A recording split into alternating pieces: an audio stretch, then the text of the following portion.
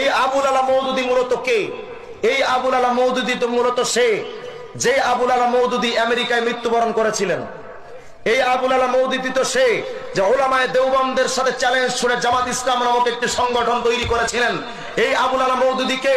এই মওদুদী তো সে যে মওদুদী অসংখ্য সাহাবায়ে কেরামকে হযরত ওসমান রাদিয়াল্লাহু তাআলা আনহুর ব্যাপারে তিনি বলেছেন, এই মওদুদী বলেছেন ওসমান রাদিয়াল্লাহু তাআলা আনহু নাকি পক্ষপাতিত্ব করে দেশ চালাতেন, খেলাফত চালাতেন, তিনি নাকি তার নিজের আত্মীয় স্বজনকে অনেক বড় বড় পদ দিয়েছিলেন। এই আবুল আলা মওদুদী কে? এই আবুল আলা মওদুদী তো সে যে অসংখ্য সাহাবায়ে কেরামকে নিয়ে কটূক্তি করেছিলেন, সমালোচনা করেছিলেন। এমনকি আবুল আলা মওদুদী বলেছিলেন সাহাবায়ে কেরাম মে আর হাত নেই হ্যায়, সাহাবায়ে কেরাম সত্যের মাপকাঠি নন। এই আবুল আলা মওদুদী কে? এই আবুল আলা মওদুদী তো সে যে দাড়ির ব্যাপারে বলেছেন এক মুষ্টি দাড়ি না হলেও চলবে। এই আবুল আলা মওদুদী কে?